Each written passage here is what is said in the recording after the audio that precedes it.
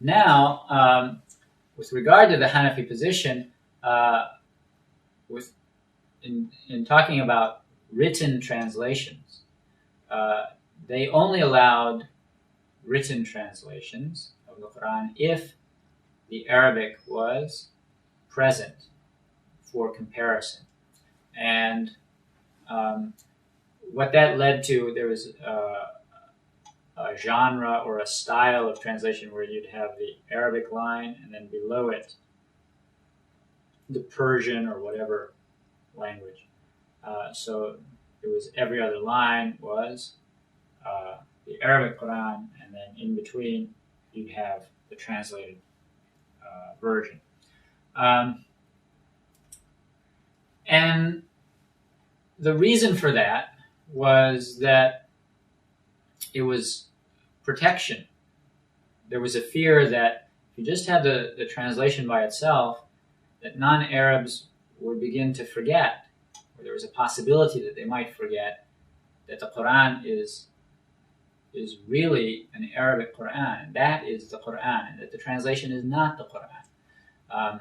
And that if the Arabic is not present, then people might lose sight of that fact, and to prevent that, then you must have the Arabic along with it.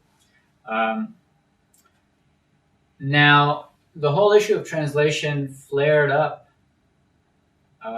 again in the 1920s. Translation was never very common in the Islamic world, translation of the Qur'an.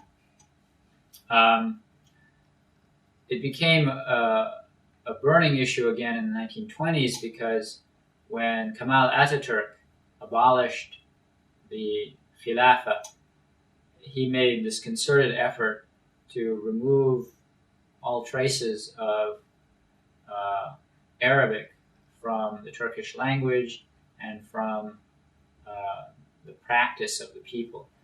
And so he implemented certain suggestions that had been floating around, had been made by secularists and nationalist Turks before Ataturk made this decision. So for a while, the adhan was being called in Turkish, and I'm not sure to what extent they went to substituting Arabic in ritual aspects of the worship. But it's well known that they got rid of the Arabic script, and by doing so, then they cut off the next generation of Turks from being able to read the literature that was produced in the Uthmani script. That it would have to be actually translated into a Roman alphabet, or transliterated into a Roman alphabet for an educated Turk after the 1930s to be able to understand it. And the intent was pretty clear from that they wanted to distance the Turkish people from all of that intellectual heritage, so that they would turn towards the European civilization and become a part of it. So in response to all of those moves, then the scholars, the ulama in Syria and Egypt, they came out with some very hard-line fatwas saying that the people who were engaged in translations of Qur'an into Turkish or into English, that they're deviants and heretics and etc. So those fatwas need to be understood in terms of the historical context in which they occurred. I sort of thought that this was an issue that had basically become a non-issue. But then about a month or two ago, I happened to read an article in which there's a couple of men who have been sentenced to death in a court in Afghanistan for publishing a translation of the Qur'an without the Arabic. It's in one of the local languages. The article, which was put out by the Associated Press, didn't mention which local language it had been translated into. I'm guessing it was probably Pashto.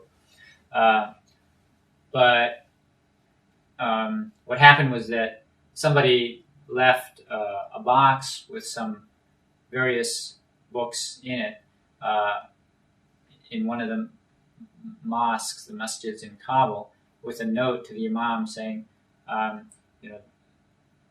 one of the items was this translation of the Qur'an, and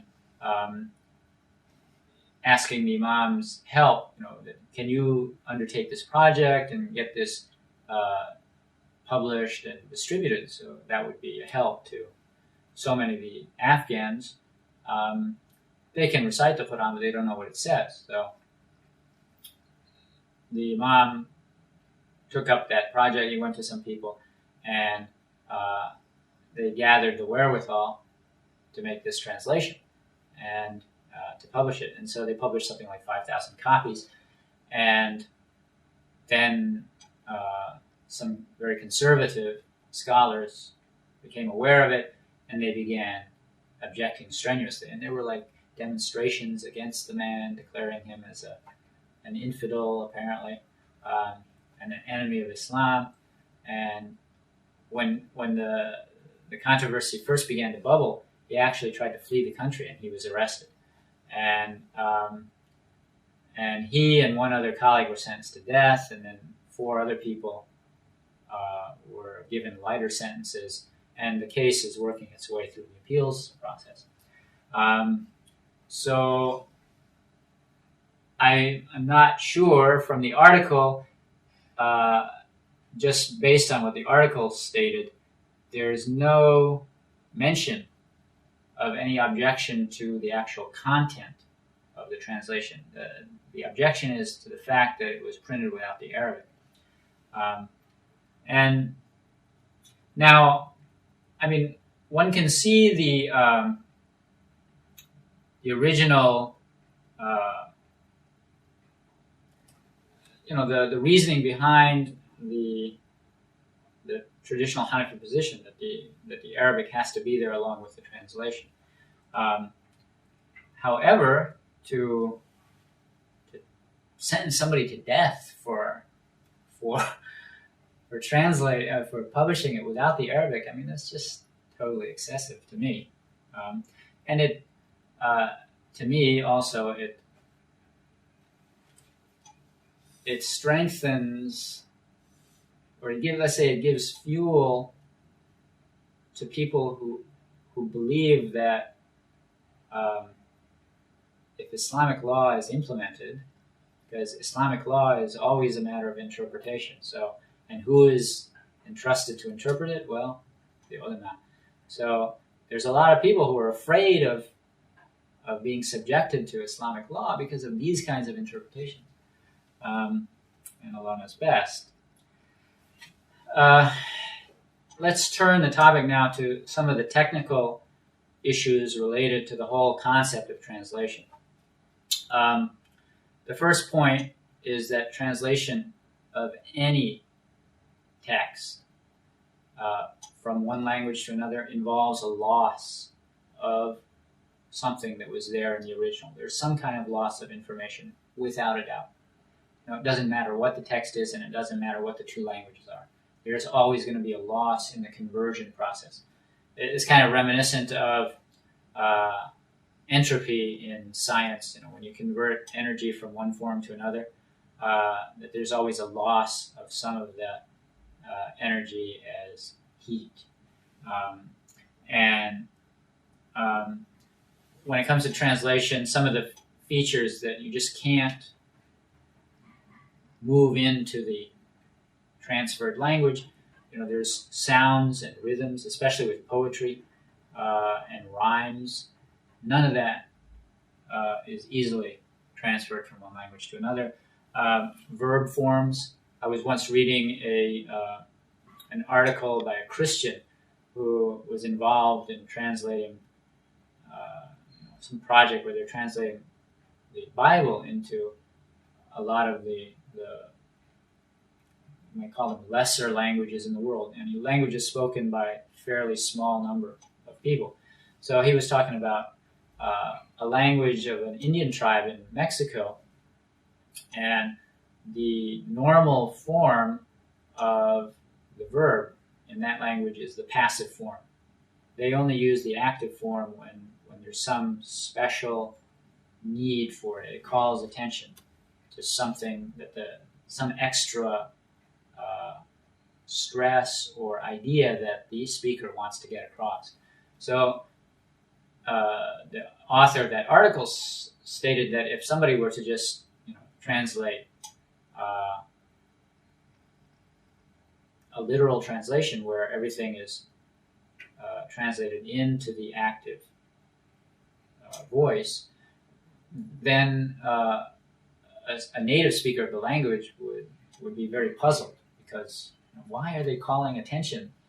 What special point are they trying to make in every single sentence of the book? So something as subtle as that can really have a big impact.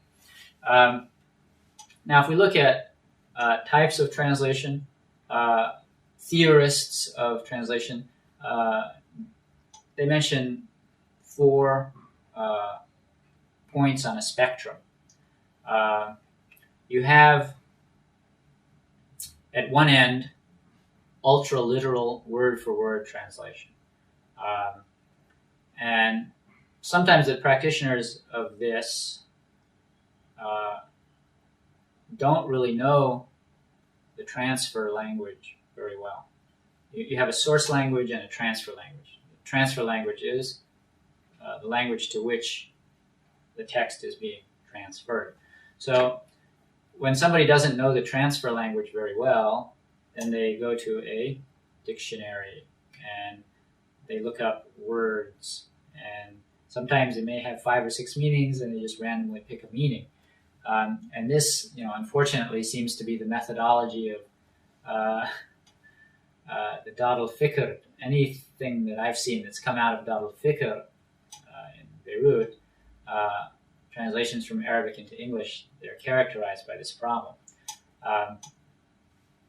And when I was a student in the Arabic language program in Medina, I once went into one of these little corner stores at Maqala to get batteries.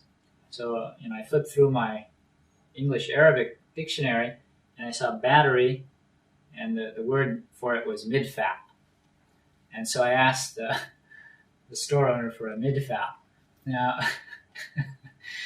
a midfa is a cannon, because that's one of the meanings of the word battery, is a cannon.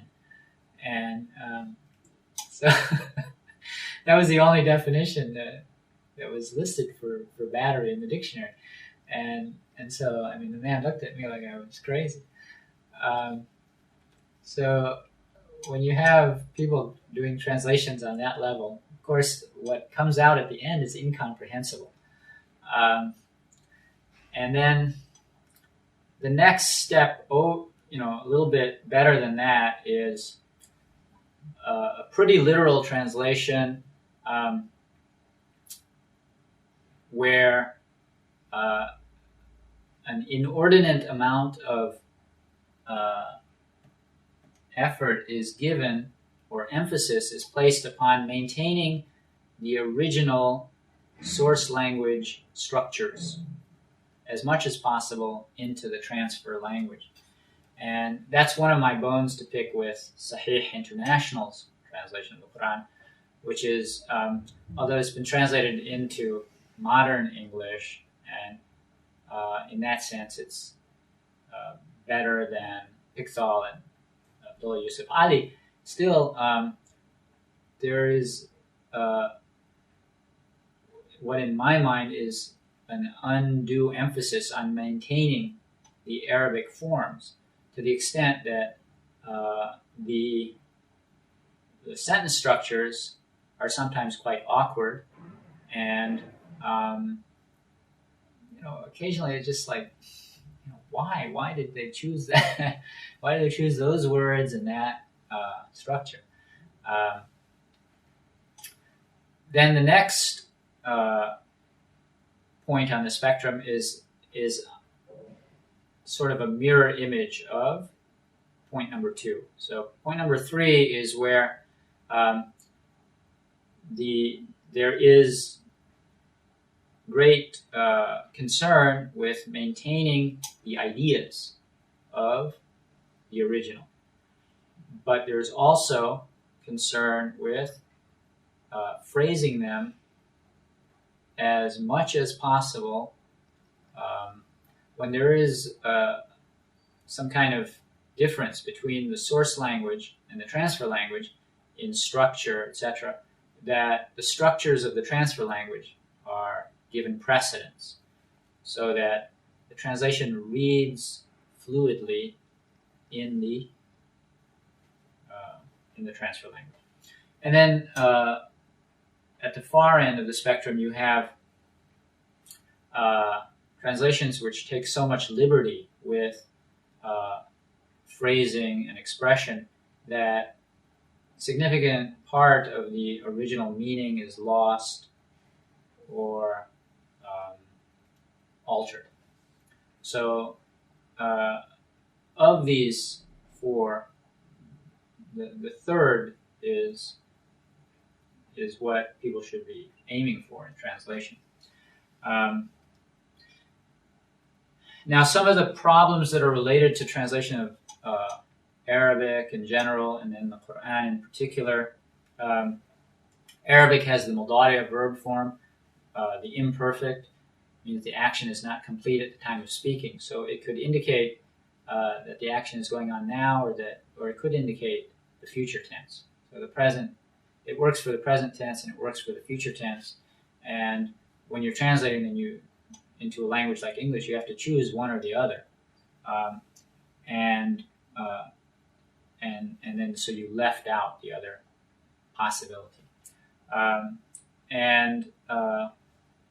The Qur'an in particular has this feature of iltifat, the pronoun shifts, and that can be very confusing when you're doing translation.